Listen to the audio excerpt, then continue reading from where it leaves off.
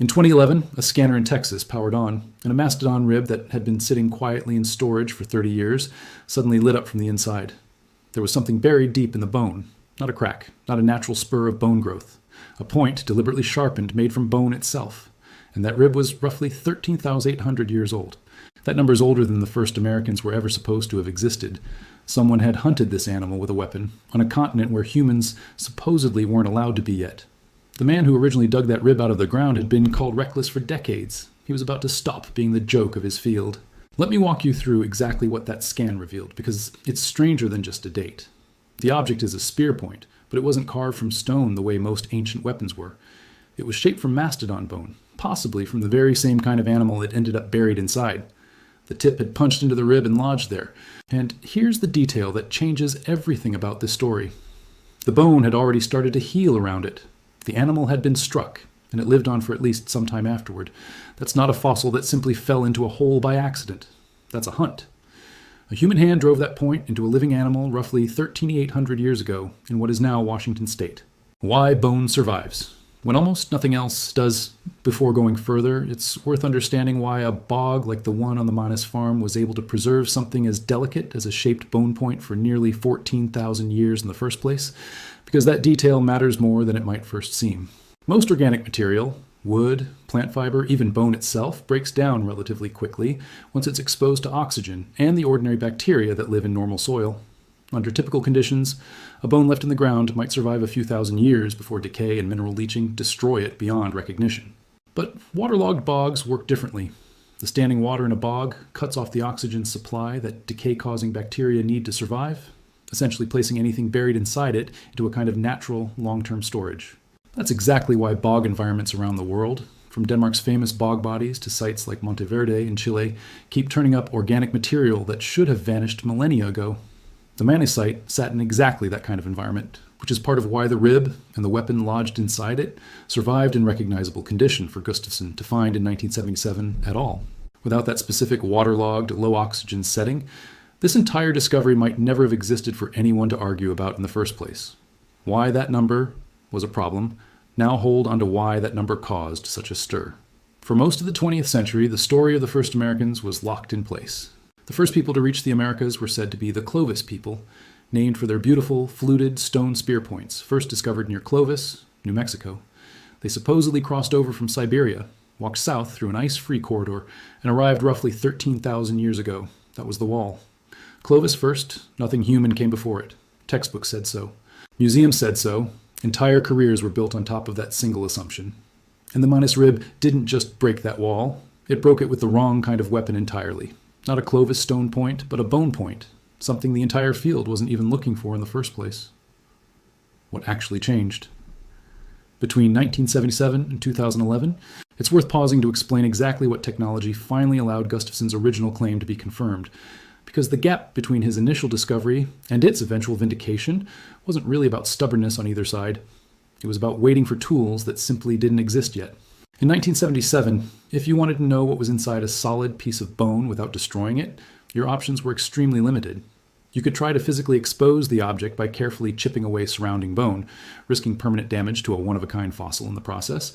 Or you could rely on visual inspection and educated guesswork based on the exposed portion of whatever was sticking out. Neither option could give you a clear, non-destructive, three-dimensional picture of an object still fully encased in bone.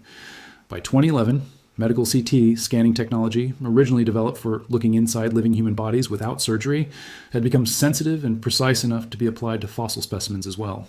A CT scanner takes hundreds of thin cross-sectional X-ray images and stitches them together into a complete three-dimensional model, allowing researchers to see the internal structure of an object in fine detail without cutting into it at all. When Michael Waters and his team ran the Manus rib through a scanner, they weren't relying on guesswork or a visible fragment anymore. They were looking at the actual internal shape of the embedded object, clear enough to confirm it was a deliberately worked point, and clear enough to see exactly how the surrounding bone had begun healing around it. That leap in technology, more than any change in scientific opinion, is what finally turned a 30-year-old disputed claim into settled, visible fact. A farmer's backhoe hit something hard. Go back to 1977. A farmer named Emmanuel Manus, everyone called him Manny, was digging out a pond on his own property near Sequim, Washington. His backhoe struck something hard. Tusks. He had accidentally uncovered a mastodon. Carl Gustafson, an archaeologist from Washington State University, came out to lead the excavation, and in that waterlogged bog, where bone that should have completely rotted away had instead been perfectly preserved by the wet, low-oxygen conditions, he found the rib with something sticking directly out of it. Gustafson looked at it and said exactly what he believed it was: a weapon. Evidence that people had been hunting mastodons in this region around 14,000 years ago. The bog had kept the bone intact. The tool had outlived the hunter, outlived the animal, and eventually outlived almost everyone's willingness to take Gustafson seriously. Because in 1977, he simply could not prove it with the tools available at the time. His dating methods were older and less precise. He had no way to actually look inside the bone. He couldn't rule out the possibility that the object was just a natural fragment that had gotten jammed in there by chance. So the field did exactly what fields tend to do with evidence that arrives too early. It shrugged. Maybe it was a natural bone spur. Maybe the site had been disturbed. Maybe it was simply wishful thinking from a man who badly wanted his discovery to matter. For 30 years, the Manus site stayed a footnote, and Gustafson stayed known as the guy who had overread a bone. Here's what I want you to really understand about this. The objection wasn't stupid. That's the uncomfortable part of this whole story. The sediment layer had genuinely sealed the object in place. The date came directly from the bone itself, so if you wanted to keep the Clovis first model intact, you really only had two moves available to you. Call the point natural, or call the date contaminated. And calling it natural was simply easier. Easier to say out loud, easier to publish, easier on everyone's career. The easiest way to quietly bury a discovery isn't to destroy it outright. It's to make the person holding it look careless. A bog in Chile starts tearing down the wall.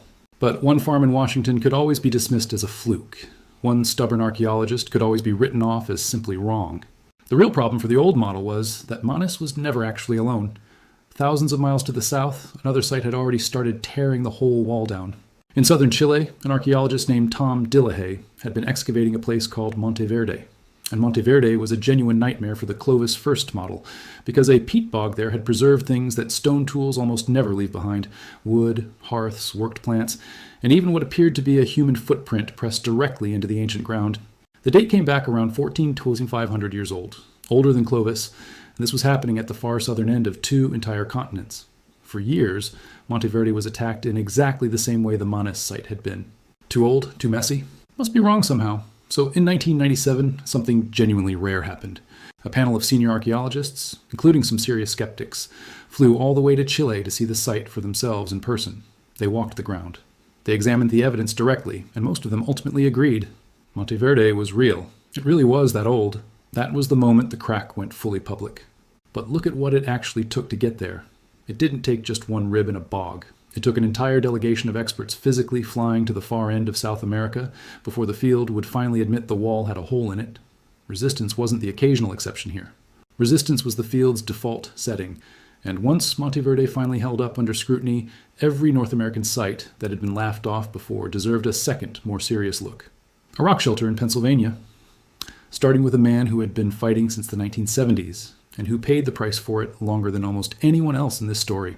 In Pennsylvania, James Adovasio had been carefully excavating a rock shelter called Meadowcroft. Deep layers, painstaking digging, and dates reaching down past 16,000 years, possibly even further back than that. If those dates held up, this wasn't just slightly older than Clovis. It was dramatically older. The critics raised a genuinely real objection here, and this is exactly where honesty matters most. Meadowcroft sits in coal country. Groundwater moving through that kind of terrain can carry ancient carbon along with it, and that ancient carbon can make a radiocarbon date read older than the actual object being tested. That's a legitimate scientific concern. Raising it isn't gatekeeping. But here's the twist buried inside that fair objection. A reasonable concern can also become a very convenient door, because as long as contamination remained even remotely possible, the old model never actually had to change. And Adovasio spent an entire career, decades of his working life, defending a single site against the exact same recycled doubt over and over again. He wasn't just arguing for one date anymore. He was arguing against the entire shape of his discipline. The field didn't need a villain to slow him down. It had inertia, and inertia doesn't need to be cruel to quietly end a career one delay at a time. Human waste that wouldn't wash away.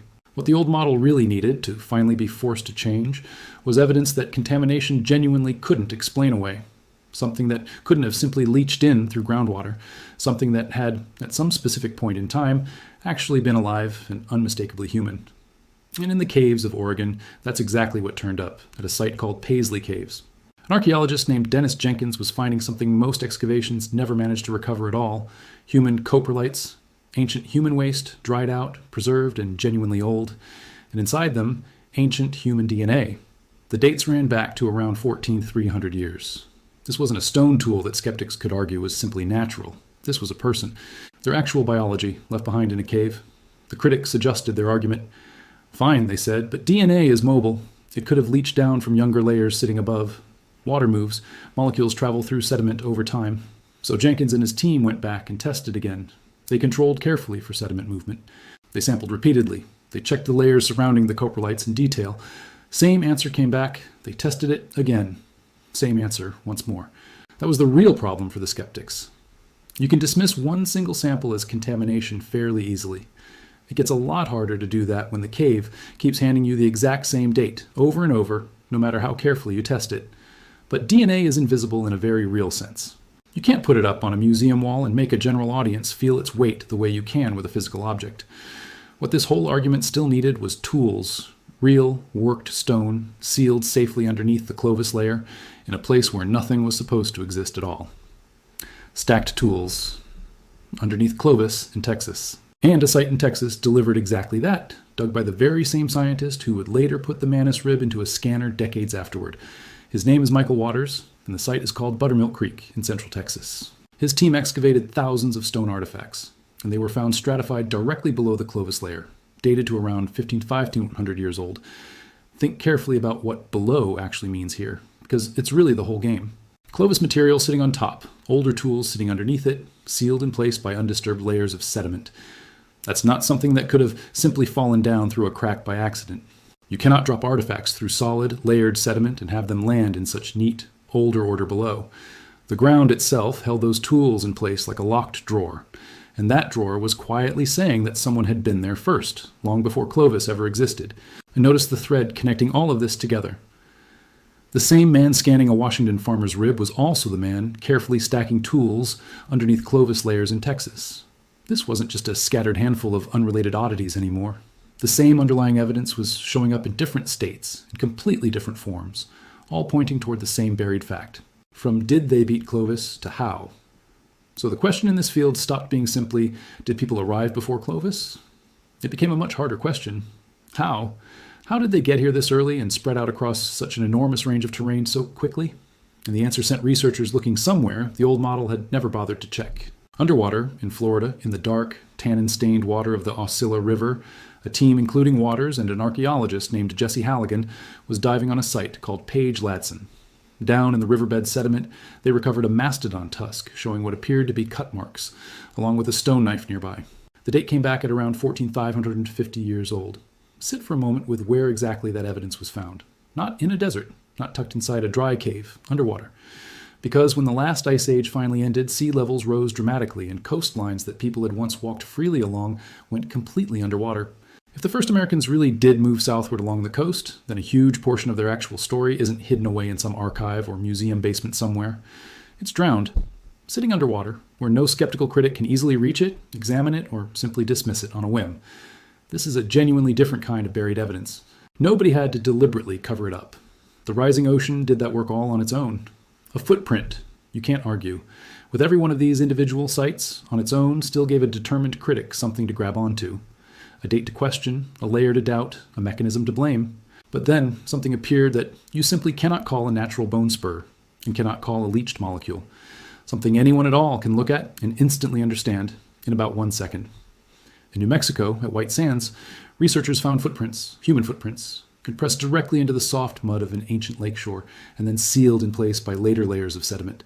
And the dates that came back weren't just slightly older than Clovis. They landed somewhere around 21,000 to 23,000 years old. That isn't a small nudge to the accepted timeline. That's a battering ram straight through it.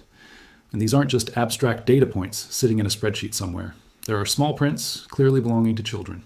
There's a track that looks exactly like someone carrying a small child, setting them down for a moment and then picking them back up again.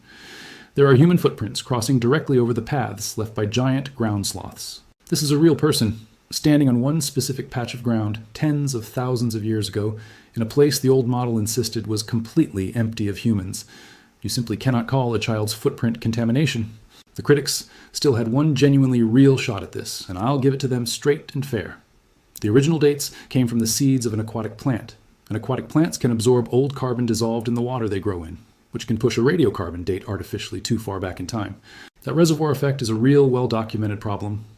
For a while, it genuinely looked like it might sink the entire finding.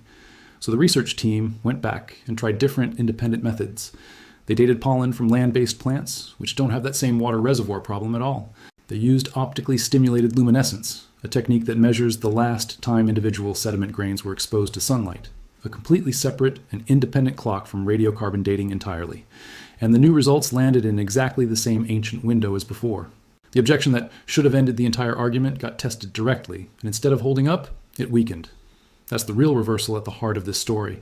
The date itself didn't collapse under closer scrutiny. The doubt surrounding it did. How far does this go?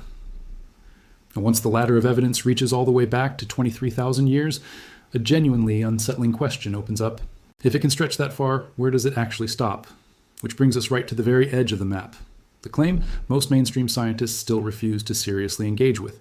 In San Diego, at a site called Cerruti, researchers reported broken mastodon bones alongside heavy stones they interpreted as tools. The claimed age was roughly 130,000 years old. Let me be completely clear here, because this part genuinely matters. That particular interpretation is overwhelmingly rejected by the field.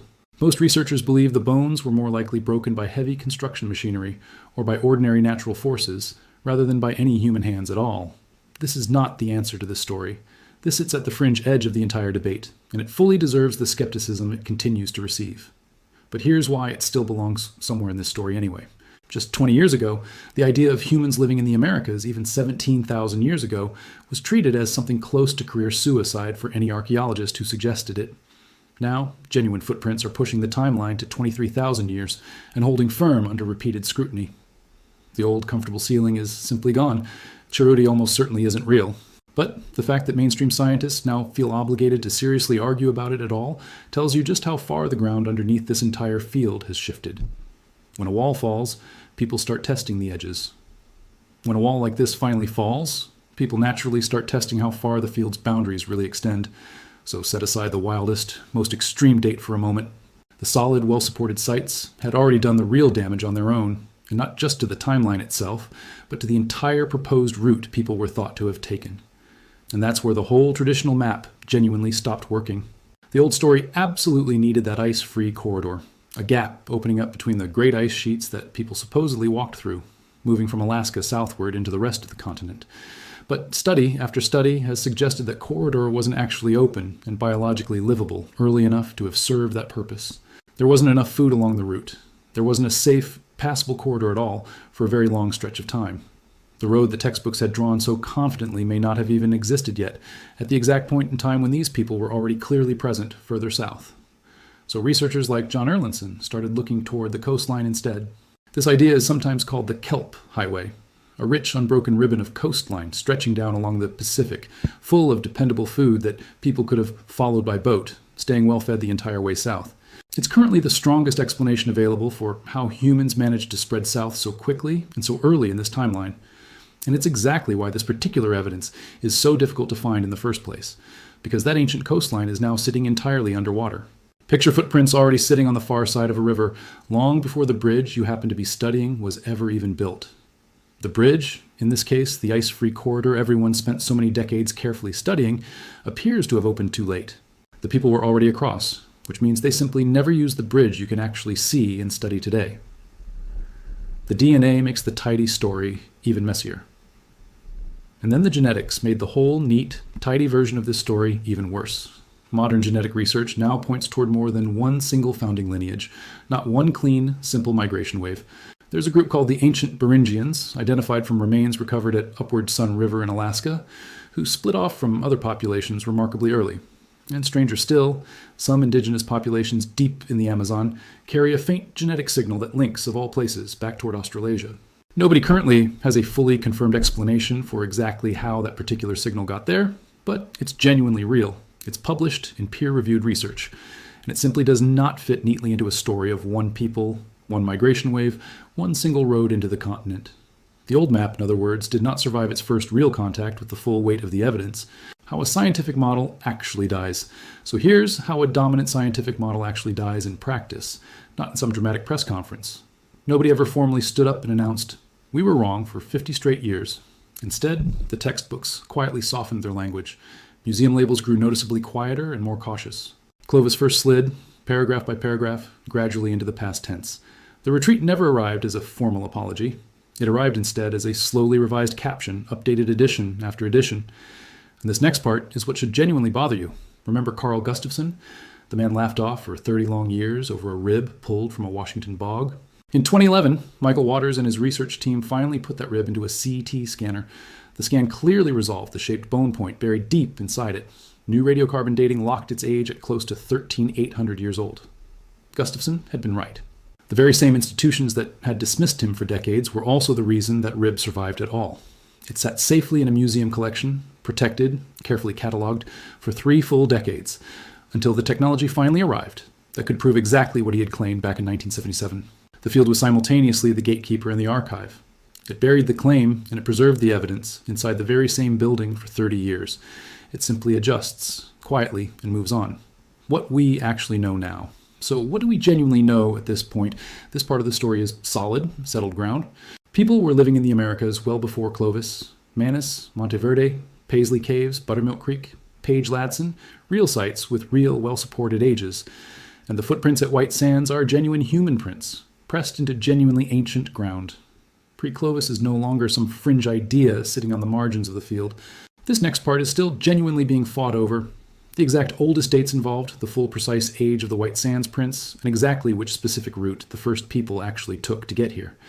And this final part may honestly never be fully settled. Truity's 130,000-year claim almost certainly isn't real. And the coastline that might hold the very first chapter of this entire story, the actual beaches those earliest people once walked along, is sitting under more than 100 meters of ocean water today. You can't excavate it. You can't simply dismiss it either. You can't easily reach it at all with current technology. What this story teaches about science itself, step back from the specific dates and sites for a moment, and there's a broader lesson sitting underneath this entire story, one that applies well beyond archaeology alone. Science doesn't usually change its mind all at once, in a single dramatic moment. It changes slowly through the patient accumulation of individual pieces of evidence, each one facing its own round of scrutiny, each one surviving or failing on its own merits. What makes the Manus rib such a powerful example isn't just that Gustafson turned out to be right. It's that being right in 1977 wasn't enough on its own. The evidence existed. The claim was made publicly. And none of that mattered until the technology caught up decades later, and until a wider pattern of similar discoveries at Monteverde, at Meadowcroft, at Paisley Caves, at Buttermilk Creek, at Page Ladson, had already softened the ground enough for one confirmed rib to finally land as proof, rather than as another dismissible anomaly. That's an uncomfortable lesson in some ways. It means being correct is not always sufficient to be believed, and that timing, available technology, and the surrounding weight of other evidence often matter just as much as the strength of any single discovery on its own.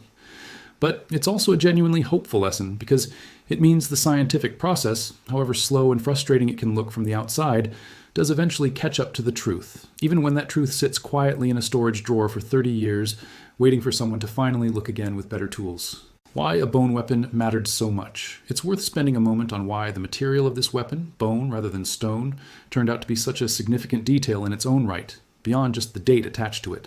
For most of the 20th century, archaeologists searching for evidence of the earliest Americans were almost entirely focused on stone tools, because stone survives essentially forever, and because the Clovis point itself, the defining artifact of the old model, was made of carefully flaked stone. That focus meant an entire category of possible evidence. Tools made from bone, antler, or ivory was often overlooked or underexamined at older sites, simply because researchers weren't trained to expect it or weren't looking for it as carefully. The Manus point forced a quiet shift in that thinking. It showed that early toolmakers in the Americas weren't limited to a single material or a single manufacturing tradition. They were resourceful, adapting their weapons to whatever materials were available and effective, including the bones of the very animals they were hunting. That flexibility suggests a level of skill and adaptability that doesn't fit neatly into the old, simple picture of a single wave of Clovis hunters carrying one standardized toolkit across an empty continent. It suggests instead a more varied, inventive population, capable of solving the same basic problem, how to kill a mastodon safely, in more than one way. The point is still in the rib. The point is still sitting inside that rib. It rests today in a museum drawer in Washington state. A carefully shaped piece of bone, driven into a living mastodon by a human hand almost 14,000 years ago, healed over partway by an animal that managed to keep living a little while longer after being struck. For 30 years it was treated as a mistake, dismissed, quietly filed away as a curiosity too inconvenient to embrace. Then, decades later, with the right technology finally in hand, it became undeniable proof. And even then, remarkable as it was only ever the very first crack in a much larger wall. The old story about the first Americans wasn't exactly a lie. It was simply too small. And most of what will eventually finish this argument entirely is very likely still out there right now, sitting quietly in storage boxes, buried in undisturbed sediment, or resting underwater in places that haven't given their evidence back to us yet.